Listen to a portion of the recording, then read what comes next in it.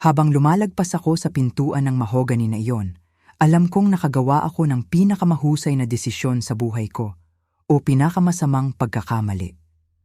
Ang mukha ni Mrs. Patricia Whitmore ay nakasimangot, kalahating ngiti, kalahating pagsimangot, na parang kinagat niya ang isang lemon habang sinusubukang magpa-picture. Dumaan ang tingin niya sa simpleng navy dress ko, sa aking mapagkumbabang flats, sa earrings na galing sa convenience store, at nakita ko ang pagtantiyan niya sa net worth ko at pagtataya na wala akong halaga. Yumuko siya at nagsalita sa kanyang anak, ang aking fiancé, si Marcus, at bumulong ng isang bagay na akala niya ay hindi ko maririnig, pero narinig ko ang bawat salita. Sinabi niyang kamukha ko ang housemaid na nagkamali ng pasok, at sa sandaling iyon, alam kong ang hapunan na ito ay magiging napaka-interesante. Ang pangalan ko ay Elena Reyes. Ako ay 32 taong gulang at mayroon akong pag-amin.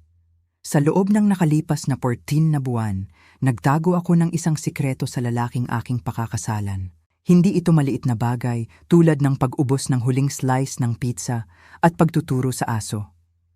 Hindi rin ito isang bagay na katamtaman, ang laki tulad ng pagtulog, nakasama pa rin ang teddy bear noong bata pa ako. Hindi. Ang sikreto ko ay kumikita ako ng 150,000 piso bawat buwan. Bago ang buwis, higit pa doon. Pagkatapos ng buwis, ito ay isang numero pa rin na magpapataas ng kilay ng mga accountant at magpapalito sa kanila kung may mali. Ako ay isang senior software architect sa isa sa mga pinakamalaking kumpanya ng teknolohiya sa Pacific Northwest. Nagsusulat ako ng code mula noong 15 taong gulang ako. Nagbenta ng unang app noong 22 at umakyat lang sa career ladder mula noon. May hawak akong 3 patent. Nagbigay ako ng mga panayam sa mga international conference. Meron akong mga stock option na maaaring magpalikot ng mga mata mo. Si Marcus, sa kabilang banda, ay iniisip na ako ay isang administrative assistant na hindi man lang kayang bayaran ng upa. Hindi ko siya kailanman niloko. Nang magkita kami sa isang coffee shop 14 na buwan na ang nakakaraan, tinanong niya ako kung ano ang ginagawa ko at sinabi kong nagtatrabaho ako sa teknolohiya. Tumango siya na parang naiintindihan pagkatapos ay nagtanong kung ako ang namamahala sa mga schedule ng mga executive. Ngumiti ako at sinabi ang isang bagay na malabo tungkol sa pagsuporta sa koponan.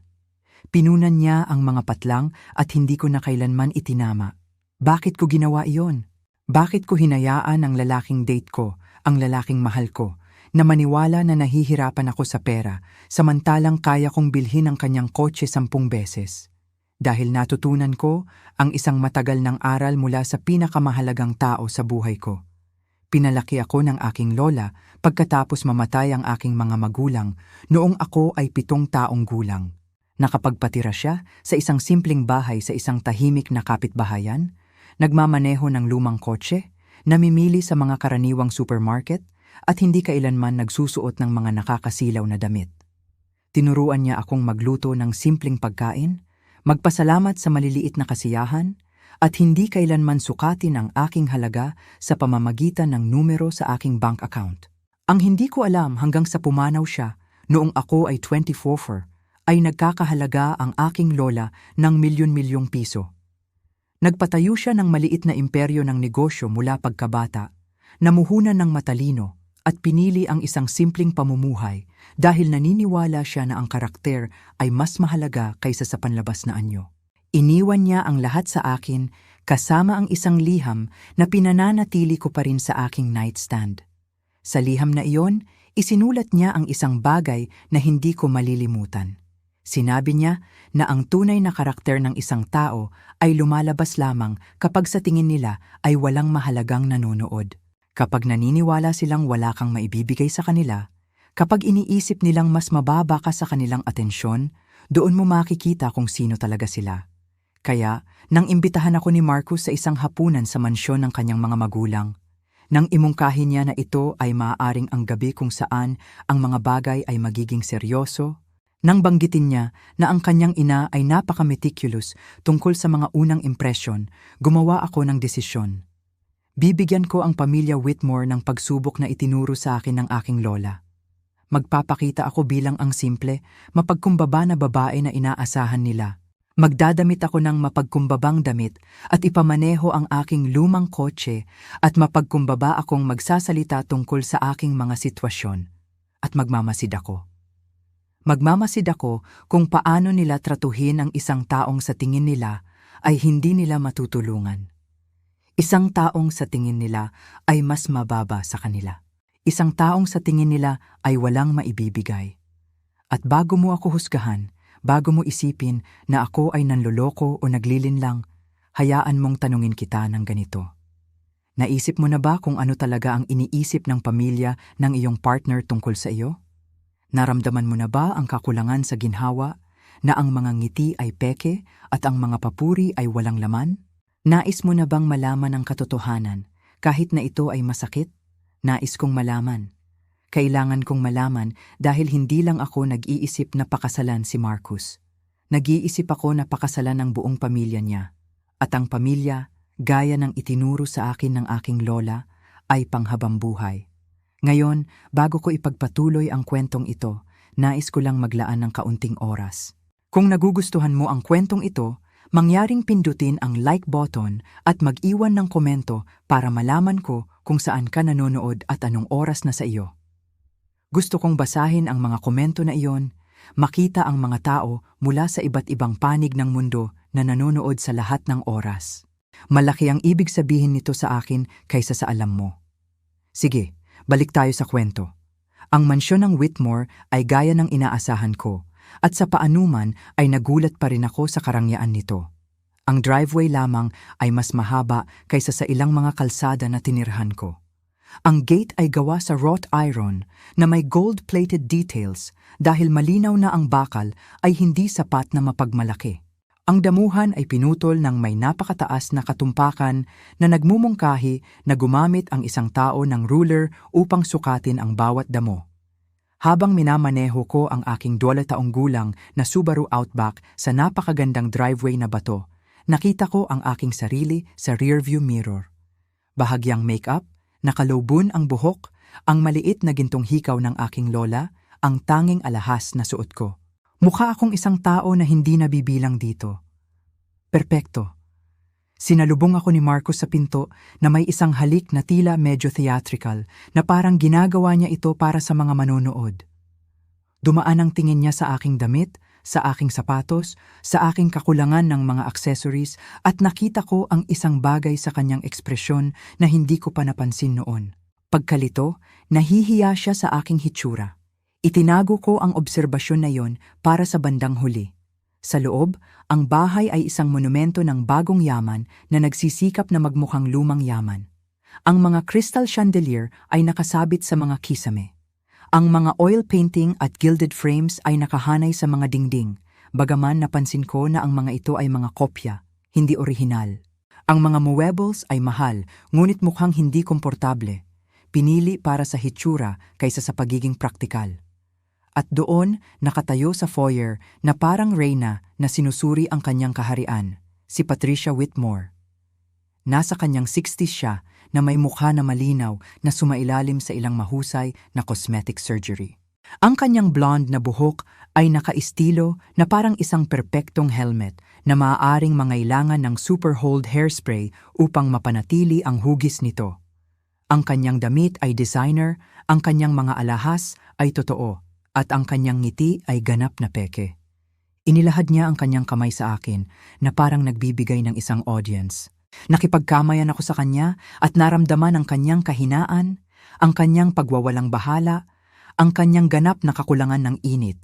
Pagkatapos ay sinabi niya kay Marcus ang komento tungkol sa pagiging kamukha ko ng housemaid. At ngumiti ako na nagkunwaring hindi ko narinig. Ang gabi ay malapit ng maging napaka-interesante. Kung alam ko lang kung saan ako pupunta ngayong gabi, baka nagsuot na lang ako ng armor sa halip na ang navy dress. Ngunit, palagi akong naniniwala na ang pinakamahusay na baluti ay impormasyon. At pinag-aralan ko ng mabuti. Ang pamilya Whitmore ay nagmamay-ari ng isang chain ng mga car dealership sa 3 estado. Hindi ang mga marangyang brand na nakikita mo sa mga pelikula, kundi ang mga kagalang-galang na mid-range na kotse na umaakit sa mga ordinaryong pamilya. Si Harold, ang ama ni Marcus, ay nagmana ng negosyo mula sa kanyang ama at ginugol ang 30 taon sa pagpapalawak nito. Si Patricia ay ikinasal sa pamilya noong siya ay 23 at agad na nagsimulang umakyat sa social ladder na may determinasyon ng isang babae na alam kung ano ang gusto niya. Mayroon silang 2 anak. Marcus, ang aking fiancé, ay 24 taong gulang at isang marketing manager sa isang kumpanya na walang kinalaman sa negosyo ng pamilya. Malinaw na ito ay isang sensitibong punto kay Harold na nagnanais na ang kanyang anak ay mamuno sa mga dealership. At pagkatapos ay si Vivian, ang kanyang nakatatandang kapatid na babae, ay 38 taong gulang at itinuturing ang kayamanan ng pamilya bilang kanyang personal na piggy bank. Nalaman ko ang lahat ng ito sa pamamagitan ng mga pampublikong talaan, social media at ilang mahusay na posisyon na mga paghahanap sa Google. Nakita ko ang mga larawan ng marangyang mga partido, mga social event at mga gala charity. Nagbasa ako ng mga artikulo tungkol sa mga philanthropic na pagsisikap ni Patricia, bagaman ang mas malapit na pagtingin ay nagpapakita na karamihan sa kanyang mga donasyon ay may kasamang malaking benepisyo sa buwis at mga pagkakataon sa public relations. Wala sa mga ito ang naghanda sa akin na makilala si Vivian sa totoong buhay. Siya ay dumating 20 minuto na huli, na mamaya ay malalaman ko na ang kanyang signature gimmick. Mas mahalaga ang paggawa ng isang impresyon kaysa sa paggalang sa oras ng iba. Pumasok siya sa sala na nakadamit ng damit na mas mahal pa kaysa sa buwanang upa ng maraming tao, na may mga diamante na kumikislap sa kanyang mga tainga at leeg na parang nahulog lang siya sa isang jewelry store at lumabas na nababalutan ng mga kalakal. Ang kanyang pagbati sa akin ay isang salita lamang. Sinabi na may init ng isang frozen na isda. Hello! Hindi, magandang gabi. Masaya akong makilala ka. Hindi, hello. Marami nang sinabi sa amin si Marcus tungkol sa'yo. Hello lang, na may bahagyang pagkunot ng noo, na nagpapahiwatig na may naamoy siyang hindi ka nais-nais. Ngumiti ako at bumati rin. Lumingon siya sa kanyang ina at nagsimula ng isang pag-uusap na sadyang hindi ako isinasama. Pinag-uusapan ng isang charity event at kung ang florist ba ay napatalsik dahil sa insidente noong nakaraang buwan. Tumayo ako doon, hawak ang aking baso ng tubig na parang hindi ako welcome tulad ng isang vegetarian sa isang steakhouse.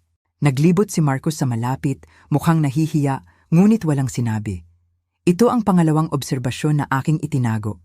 Si Harold Whitmore ay isang ganap na kakaibang nilalang. Siya ay isang malaking lalaki, ang uri na maaaring naging malakas noong kabataan, ngunit mula noon ay sumuko sa kaginhawahan ng kayamanan. Nakipagkamayan siya sa akin na may pagkakahawak na tila naglalayon na magbigay ng impresyon, ngunit nakakapagod lang.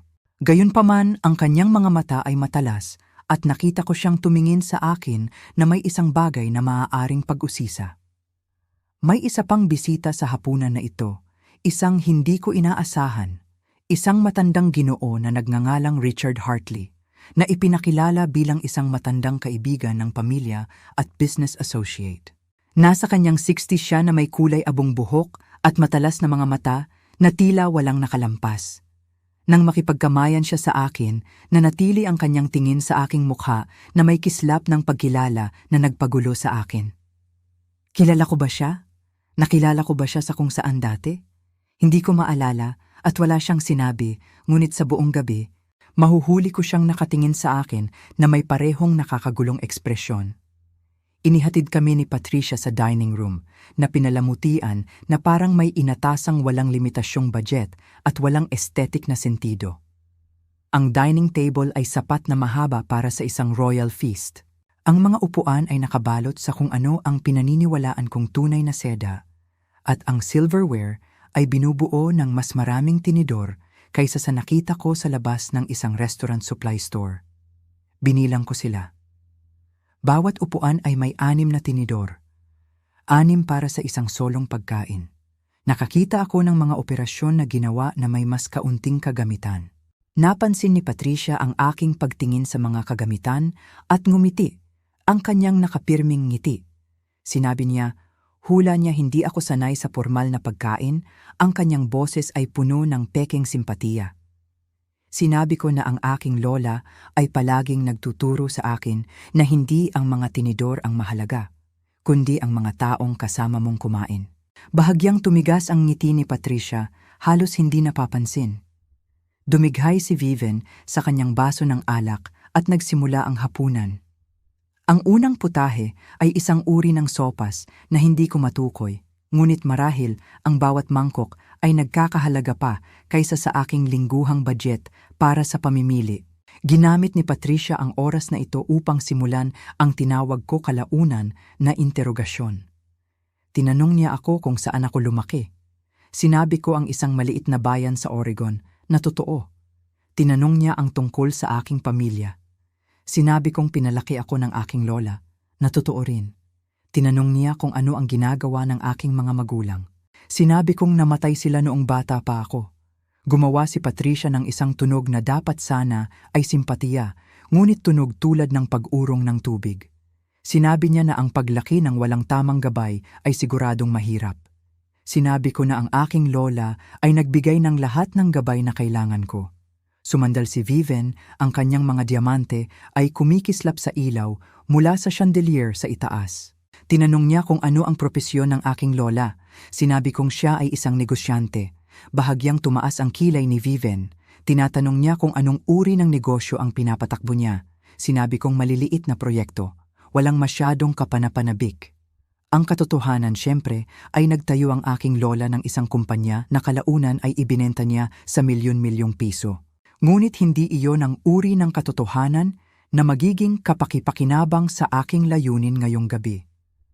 Lumipat si Patricia sa susunod na paksa.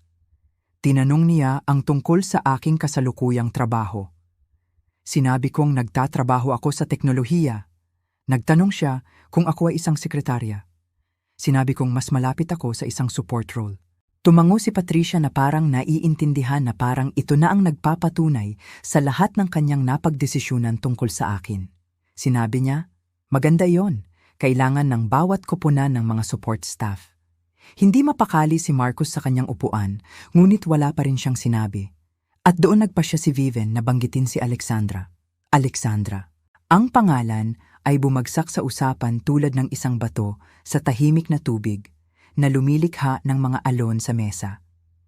Binanggit ni Viven ang pangalan na parang natural lang, na parang pinag-uusapan niya ang panahon o ang kalidad ng sopas. Sinabi niyang nakilala niya si Alexandra noong nakaraang linggo, na maayos ang ginagawa niya, na yumayabong ang negosyo ng kanyang pamilya. Maingat kong pinanood ang mukha ni Marcus. May isang bagay na kumislap sa kanyang mga mata, mabilis na natatakpan. Pagkakasala, pagkabalisa, nawala ito bago ko pa man ito mapagtanto. Sinundan ni Patricia ang kwento ng may sigasig ng isang taong naghihintay ng ganitong pagkakataon. Sinabi niya na si Alexandra ay palaging isang kaibig-ibig na batang babae, napakatalentado na napakaangkop sa pamumuhay ng kanilang pamilya. Siya ay kasintahan ni Marcus sa loob ng 3 taon. Alam mo ba? Sinabi kong, hindi ko alam. Ngumiti si Patricia. Sinabi niya na nakakalungkot na naghiwalay sila. Inaasahan ng lahat na magkakasama sila. Ang pamilya ni Alexandra ay nagmamay-ari ng isang import company na nag-specialize sa mga luxury car, na magiging isang perpektong tugma sa mga dealership ng Whitmore. Malinaw ang implikasyon. Si Alexandra ang tamang pagpipilian, hindi ako.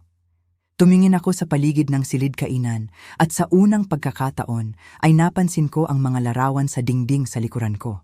Bahagyang inikot ko ang aking upuan at nakita ang isang koleksyon ng mga family moment, Pasko, kaarawan, graduation. At sa hindi bababa sa 4 sa mga larawang iyon, isang magandang babaeng may itim na buhok ang nakatayo sa tabi ni Marcus.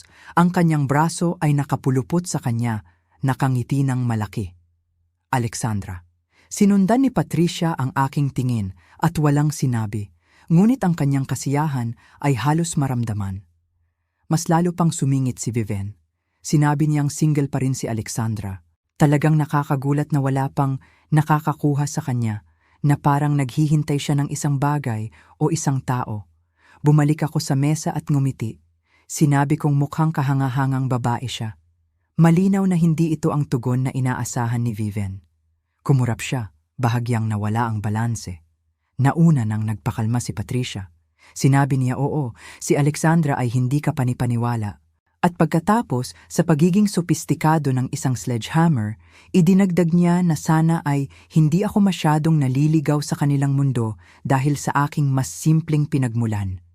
Tinanong ko siya kung ano ang ibig niyang sabihin sa simpleng pinagmulan. Ang ngiti ni Patricia ay nagpakita ng talas. Sinabi niya, naiintindihan niya na hindi lahat ay ipinanganak na may mga tiyak na kalamangan. Na ang ilan ay kailangang gumawa ng ordinaryong trabaho at mamuhay ng ordinaryong buhay, na walang kahihiyan sa pagiging ordinaryo. Ordinaryo. Tinawag niya akong ordinaryo. Naramdaman kong may nagbabago sa loob ko. Ngunit pinanatili ko ang aking neutral na ekspresyon. Dumating ako rito upang malaman ang katotohanan tungkol sa mga taong ito at ang katotohanan ay nagiging mas malinaw. Sa wakas ay nagsalita si Marcus. Sinabi niyang hindi ibig sabihin ni nanay niya iyon na pinoprotektahan lang niya siya. Bahagyang hinaplos ni Patricia ang kanyang kamay at sinabi, siyempre siya ay nagpoprotekta. Palaging gusto ng isang ina ang pinakamahusay para sa kanyang anak. Ang hindi sinasabing konklusyon ay nakalawit sa hangin tulad ng usok at hindi ka ang pinakamahusay. Pumara si Harold at sinubukang palitan ng paksa. Tinatanong niya ang tungkol sa aking mga libangan kung mayroon akong interes maliban sa trabaho.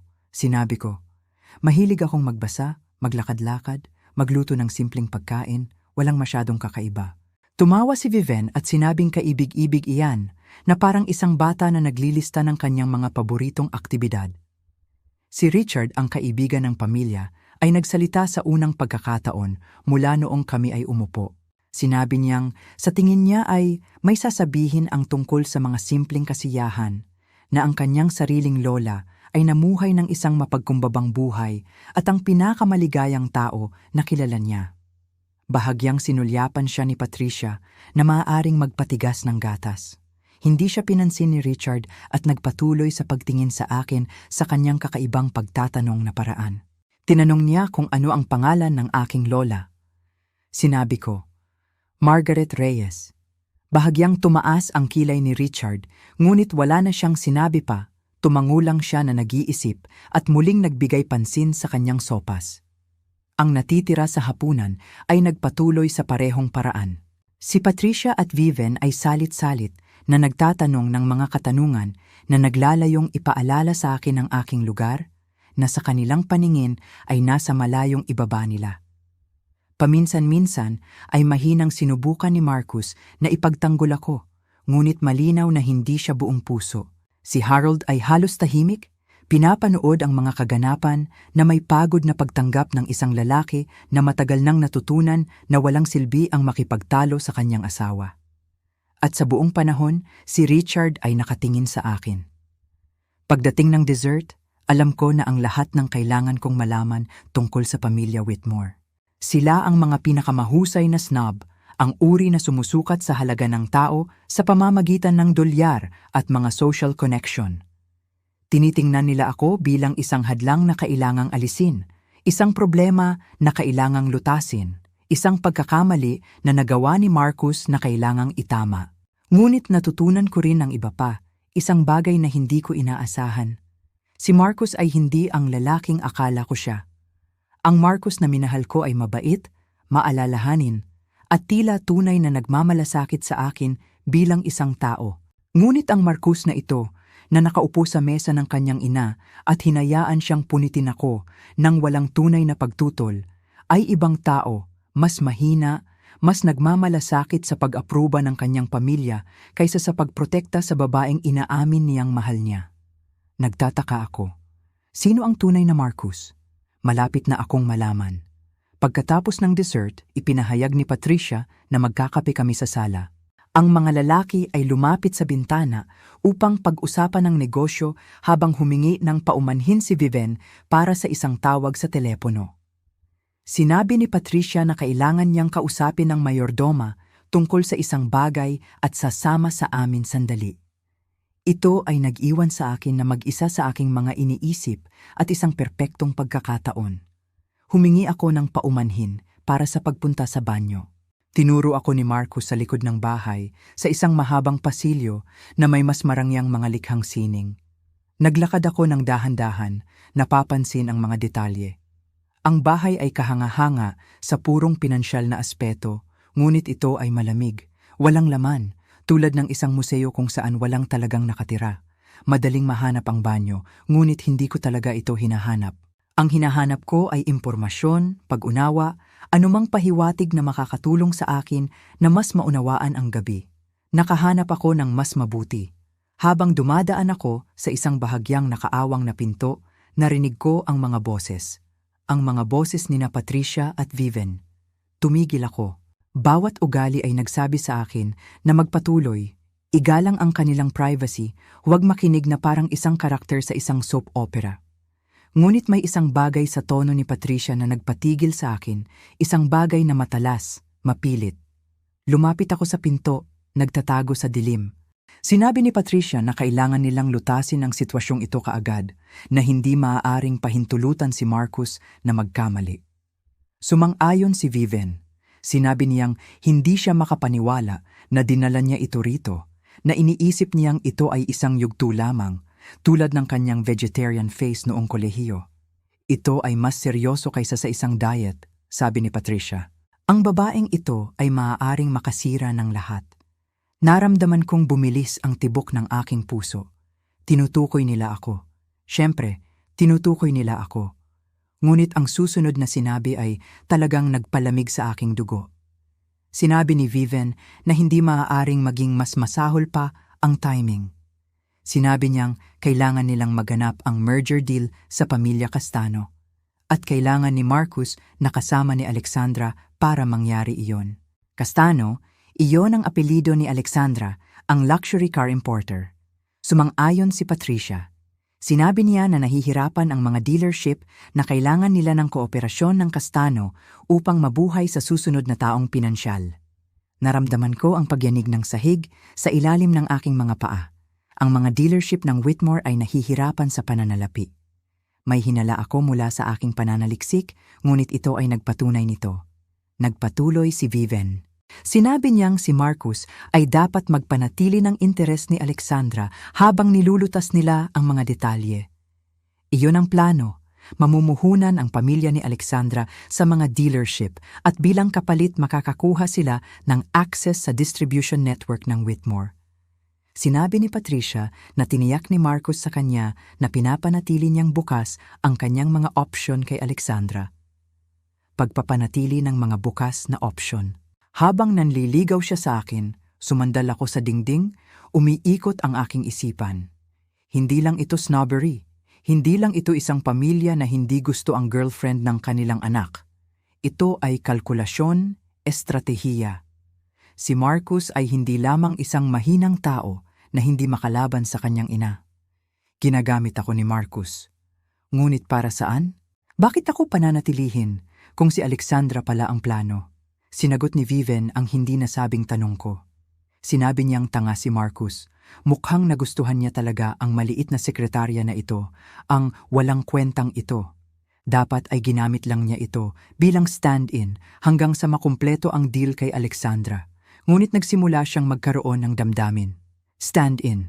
Iyon ang ako. Isang stand-in, isang distraction, isang tao para panatilihing abala si Marcus habang inaayos ng pamilya ang kanilang mga business deal. Sabi ni Patricia, aayusin nila. Sinabi niyang ipapahayag nila ang engagement ngayong gabi na magiging commitment ni Marcus sa babaeng ito at pagkatapos ay hahanap sila ng paraan para paghiwalayin sila bago ang kasal. Kapag nakuha na nila si Alexandra, makakahanap sila ng ilang kakilakilabot na sikreto tungkol sa akin upang bigyang katwiran ang pagtatapos ng engagement. Nagtanong si Viven, anong kakilakilabot na sikreto? Sasabihin ni Patricia na gagawin nila kung kinakailangan. Tumayo ako sa pasilyo na iyon, nanigas, nakikinig sa dalawang babae na nagpaplano na sirain ang aking relasyon, na parang nagpaplano sila ng isang tea party. At pagkatapos ay sinabi ni Vivian ang isang bagay na nagpalala palalo sa lahat. Sinabi niyang, hindi bababa sa babaeng ito ay sapat na hangal para hindi maghinala. Siya ay inosente, madaling maniwala, marahil ay nagpapasalamat lamang na mayroong tulad ni Marcus na nakapansin sa kanya. Tumawa si Patricia at sumang-ayon. Umatras ako mula sa pinto, gumagalaw ng tahimik sa pasilyo. Nanginginig ang mga kamay ko, ngunit hindi dahil sa pagdadalamhati, kundi dahil sa galit. Iniisip nila na ako ay hangal. Iniisip nila na ako ay inosente. Iniisip nila na ako ay masyadong desperado para sa pag-ibig kaya tatanggapin ko ang anumang mumo na ibibigay nila sa akin. Hindi nila alam kung sino ang kanilang kinakalaban. Nakita ko ang banyo, nagwisik ng kaunting malamig na tubig sa aking mukha at tumingin sa salamin. Ang babaeng tumingin sa akin ay hindi nawasak, hindi siya bumagsak, nag-iisip siya. Dumating ako rito ngayong gabi upang subukan ang pamilya ni Marcus at sila ay nabigo ng malaki. Ngunit ang pagsubok ay nagbunyag ng isang bagay na hindi ko inaasahan. Si Marcus mismo ay bahagi ng problema. Hindi lang siya naipit sa pagitan ko at ng kanyang pamilya. Aktibo niya akong niloloko. Ang tanong ngayon ay ano ang gagawin dito? Maaari ko siyang harapin. Maaari akong lumabas ngayon at sabihin sa lahat kung ano mismo ang narinig ko. Maaari akong gumawa ng eksena, ibunyag ang kanilang plano at iwanan ang bahay na ito magpakailanman. Ngunit iyon ay magiging masyadong madali, masyadong mabilis. Itatapon nila ako bilang emosyonal, dramatiko, mapait. Sasabihin nila sa kanilang sarili na pinapatunayan ko lang ang kanilang punto tungkol sa akin. Kung gusto kong tumugon sa pagtataksil na ito, gagawin ko ito sa aking paraan, sa aking mga tuntunin, na may isang plano na hindi nila kailanman makikita. Marami akong natutunan sa aking lola, ngunit may isang aral na higit na namumukod tangi kaysa sa lahat. Sinabi niya na kapag binabaliwala ka ng isang tao, binibigyan ka nila ng isang regalo, ang regalo ng sorpresa. Ang Patricia at Vivian ay nagbigay sa akin ng pinakamalaking regalo. Hindi nila alam kung ano ang kaya ko. Inayos ko ang aking makeup, pinahid ang aking buhok, at ngumiti pabalik sa sala. Nagsisimula pa lang ang laro. Nang bumalik ako sa sala, may nagbago. Bahagyang naayos ang mga muebles, nabago ang ilaw. Nakatayo si Patricia sa tabi ng fireplace na may ekspresyon na halos hindi maitago ang paghihintay. Nakatayo si Harold malapit sa pinto, mukhang mahirap. Nagkukunwaring tumitingin sa isang painting si Vivienne, ngunit nahuli ko siyang sinulyapan si Marcus na may ngisi at si Marcus ay nakatayo sa gitna ng silid, mukhang balisa. Masyadong balisa, lumingon siya nang pumasok ako at ang kanyang mukha ay nabuksan sa isang ngiti na dapat sana ay mapagmahal. Lumapit siya sa akin, hinawakan ang aking kamay at sinabi niyang may gusto siyang itanong sa akin. Naramdaman ko ang patibong na nagsasara. Sinabi ni Marcus na alam niyang hindi pa kami matagal na magkasama at maaaring medyo nakakatakot ang kanyang pamilya sa simula. Ngunit sinabi niyang alam niya ang gusto niya. Sinabi niyang gusto niya ako at pagkatapos ay lumuhod siya. Ang singsing na ibinigay niya ay malaki at marangya, ang uri na gustuhin ni Patricia. Ito rin, napansin ko, ay agad na may kahina-hinalang kalidad. Ang diamante ay may mga batik, ang setting ay hindi pantay. Ito ang uri ng singsing na mukhang kahanga-hanga sa mahinang ilaw, ngunit magiging halata ang mga depekto sa malupit na liwanag ng araw, tulad ng lalaking humahawak nito. Nagpropose sa akin si Marcus. Sa likuran niya, si Patricia ay nagniningning. Malinaw na ito ang plano, ang unang hakbang sa kanilang estratehiya. Gawing publiko ang commitment ni Marcus sa akin, pagkatapos ay humanap ng paraan para tanggalin ako pagkatapos. Sa panahong iyon, gagamitin nila ang engagement upang panatilihing naghihintay si Alexandra, nakalawit ang pangako ni Marcus habang nilulutas nila ang kanilang mga deal sa negosyo. Naunawaan ko ang lahat ng ito sa isang iglap. Naunawaan ko rin na mayroon akong isang pagpipilian. Maaari akong magsabi ng hindi. Maaari kong tanggihan ang proposal na ito mula sa isang lalaking ginagamit ako sa harap ng isang pamilyang hinahamak ako. Maaari akong umalis na may buong dignidad at hindi na sila makita muli. Ngunit iyon ay magtatapos ng kwento ng Mashi. Dahil sa kanyang pagkalugmok, alam kong ang lahat ay nagbago. Maaaring sabihin na ang relasyon nila ay nagtapos na, hindi dahil sa akin, kundi dahil sa kawalan ng kakayahan niyang ipagtanggol ang isang bagay na sinasabi niyang mahal niya. Ang lahat ng aming dating pag-uusap tungkol sa hinaharap, mga plano at mga pangarap ay tila nawalan ng saysay. Parang mga bula ng sabon na biglang pumutok, na iwan lamang ang kawalan ng saysay. Ngayon, ang aking landas ay malinaw. Kailangan kong bumuo ng sarili kong kinabukasan na hiwalay sa kanya at sa kanyang komplikadong pamilya. Isang kinabukasan kung saan ang aking tunay na pagkatao at halaga ay kinikilala at pinahahalagahan, hindi sinusukat sa laki ng aking bank account o sa dami ng aking mga ari-arian. Ang paglalakbay na ito ay hindi madali. May mga pagkakataon na duda at takot ang nararamdaman ko. Ngunit ang aking lola ay nagturo sa akin ng kahalagahan ng integridad at pagtitiwala sa sarili. Ang kanyang mga salita ay patuloy na bumubulong sa aking isipan. Nagbibigay sa akin ng lakas na harapin ang anumang hamon. Ang katotohanan ay ang pinakamakapangyarihang sandata at handa akong gamitin ito upang itayo ang aking sariling naratibo. Sa kabila ng lahat ng nangyari, alam kong darating ang panahon kung kailan maaari kong balikan ang mga pangyayaring ito ng may ngiti. Ito ang simula ng bagong kabanata, isang kabanata kung saan ako ang may akda ng aking sariling kapalaran. Ang bawat pagsubok ay nagbibigay ng bagong aral. Ang bawat karanasan, mabuti man o masama, ay humuhubog sa kung sino ako. At sa pamamagitan ng mga karanasang ito, mas lalo kong nauunawaan ang aking sariling lakas at halaga. Ang pag-ibig na may kasamang pagpapahalaga at respeto ang tunay na kahulugan ng isang relasyon. Ang pagkakaroon ng taong kikilala sa iyo, hindi para sa iyong kayamanan o estado, kundi para sa kung sino ka bilang isang tao, iyon ang tunay na kayamanan. Sa huli, ang kwento ko ay hindi tungkol sa paghihiganti o pagpapatunay ng aking sarili sa kanila. Ito ay tungkol sa paghahanap ng aking sariling katotohanan at paglalakbay tungo sa isang hinaharap kung saan ako ay malaya at totoo sa aking sarili. Sa pagbaba ng kurtina sa kabanatang ito, ang aking puso ay puno ng pag-asa at determinasyon. Alam kong ang daan sa unahan ay maaaring maging mahirap, ngunit sa bawat hakbang, mas lalo akong lumalapit sa aking tunay na sarili at sa isang buhay na puno ng tunay na kahulugan at kasiyahan.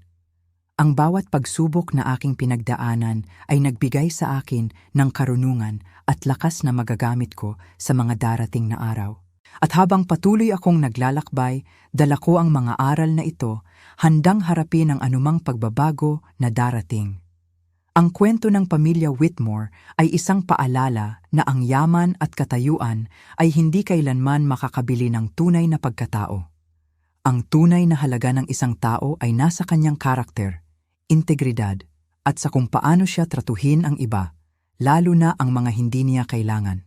Bilang pagtatapos, ang aking paglalakbay ay nagsisimula pa lamang. Ang mga aral na natutunan ko ay magsisilbing gabay sa aking mga desisyon sa hinaharap. At sa aking pagharap sa bukas, mayroon akong malinaw na pananaw. Ang paghahanap ng tunay na koneksyon, pagpapahalaga sa aking sarili at pamumuhay ng isang buhay na totoo sa aking mga prinsipyo. Habang naghahanda ako sa aking huling hakbang, alam kong ang bawat salita na aking bibitawan ay magkakaroon ng malaking epekto. Hindi na ito tungkol sa personal na paghihiganti, kundi tungkol sa pagbibigay liwanag sa mas malaking sistema ng panloloko at pagpapakita ng tunay na kahulugan ng tagumpay, ang pagkamit nito sa pamamagitan ng integridad at pagsisikap, hindi sa pamamagitan ng pandaraya. Ang mga dokumentong hawak ko ay hindi lamang basta ebidensya. Ang mga ito ay simbolo ng bawat taong naloko at nasaktan ng mga Whitmore. Ang bawat numero, bawat pirma, bawat tala sa mga dokumentong ito ay nagkukwento ng isang kwento ng kasakiman at kawalan ng konsensya. Sa pagharap sa aking kapalaran, hindi ako natatakot. Ang aking konsensya ay malinis at ang aking layunin ay maliwanag. Nais kong ang lahat ay matuto mula sa kwentong ito na ang tunay na kayamanan ay hindi materyal na bagay, kundi ang pagiging tapat sa sarili at ang paggalang sa iba. Ang aking paglalakbay ay nagpakita sa akin ng tunay na kahulugan ng pagiging matatag. Hindi ito ang kawalan ng takot, kundi ang kakayahang harapin ito ng buong tapang. At sa pagharap ko sa katotohanan, alam kong magiging mas malakas ako, mas matalino, at mas handa para sa anumang darating. Ang kwento ng pamilya Whitmore ay magiging isang babala sa iba, isang paalala na ang kasakiman at panlilinlang ay hindi maaaring magtagal. Ang katotohanan, gaano man katagal itong maitago, ay palaging hahanapin ang daan palabas. At kapag nangyari iyon, ang mga naging sanhi nito ay mahaharap sa kanilang mga gawa. Bilang pagtatapos, hindi ko na kailangan ng kanilang pag-apruba o pagkilala. Ang aking sariling katotohanan, ang aking integridad, at ang kaalamang nagawa ko ang tama, iyan ang aking tunay na yaman. Ang paglalakbay na ito ay nagbigay sa akin ng kapangyarihan na malaman ang aking sariling halaga, at iyon ang pinakamahalagang gantimpala na maaari kong hilingin. Ang aking kwento ay magpapatuloy, na may bagong pag-asa at determinasyon, na puno ng mga aral na aking natutunan sa landas na ito. Sa bawat sandali na lumilipas, mas lalo kong nararamdaman ang bigat ng aking responsibilidad. Ang paglalantad sa katotohanan ay hindi lamang isang personal na misyon, kundi isang tungkulin sa mga taong nawalan ng pag-asa at sa mga naghahanap ng hustisya. Ang aking mga aksyon ay hindi lamang magiging sanhi ng pagbagsak ng pamilya Whitmore, kundi magiging inspirasyon din sa iba na lumaban para sa kung ano ang tama. Gusto kong ipakita na kahit gaano kalaki ang kapangyarihan ng pera at impluwensya, hindi nito kayang durugin ang diwa ng isang taong may malakas na paninindigan at hindi natitinag na integridad. Ang mga dokumentong aking inihanda ay hindi lamang mga papeles. Ang mga ito ay mga saksi ng katotohanan, mga patunay ng mga kasinungalingan na itinayo sa paglipas ng panahon. Sa pamamagitan ng mga ito, muling isusulat ang kwento, hindi sa paraang nais ng mga Whitmore, kundi sa paraang nararapat, ang paraan ng katotohanan. Habang papalapit ang pinakahuling yugto, ramdam ko ang pagbabago hindi lamang sa aking sarili, kundi pati na rin sa hangin sa aking paligid. Ito ay tila isang bagong simula, isang paglilinis na magtatanggal sa lahat ng kasinungalingan at pandaraya. Ang aking paglalakbay ay nagturo sa akin na ang tunay na kapangyarihan ay hindi nakasalalay sa yaman o posisyon, kundi sa katapatan sa sarili, sa tapang na harapin ang katotohanan, at sa kakayahang umunawa at magmahal, kahit sa gitna ng pinakamalalim na pagsubok. Ang mga ito ang aking magiging gabay sa paglikha ng isang hinaharap na hindi lamang makabuluhan, kundi puno rin ng pag-asa at katarungan para sa lahat. Sa wakas, dumating na ang sandali, ang entablado ay nakahanda, ang mga manonood ay naroon, at ang katotohanan ay malapit ng mabunyag. Hawak ko ang mga ebidensyang nagbubunyag ng lahat ng kasinungalingan, mga lihim na matagal nang itinago ng pamilya Whitmore. Ang aking puso ay kumakabog, hindi dahil sa takot, kundi dahil sa determinasyong magtagumpay. Ang bawat salita na aking bibitawan ay magiging parang mga bato na bubuwag sa pundasyon ng kanilang kasinungalingan. Hindi ito isang laro na pwede nilang manalo, dahil ang katotohanan ay palaging may huling tawa. Naalala ko ang mga turo ng aking lola. Ang pagiging totoo sa sarili, kahit sa gitna ng pinakamalaking pagsubok, ang pinakadakilang yaman na maaari mong taglayin. Ang kanyang mga salita, ang aking gabay, ang aking lakas, at ang aking inspirasyon. Sa pagharap ko sa madla, nakita ko ang pagbabago sa kanilang mga mukha, mula sa pagtataka hanggang sa pagkabigla, at sa wakas, sa pag-unawa. Alam kong ang aking ginagawa ay hindi lamang para sa akin, kundi para sa lahat ng taong naniwala sa kanilang mga kasinungalingan. Habang patuloy akong nagsasalita, binubunyag ko ang bawat detalye ng kanilang pandaraya, ang bawat kasalanan na kanilang ginawa, Ang bawat salita ay nagpapatindi sa tensyon, nagpapatunay na ang katotohanan ay hindi maitatago magpakailanman.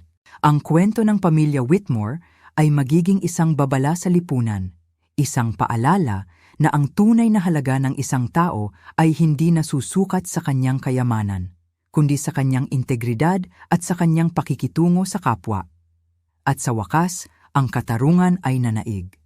Sa pagtatapos ng aking salaysay, nakita ko ang pagbagsak ng kanilang mundo.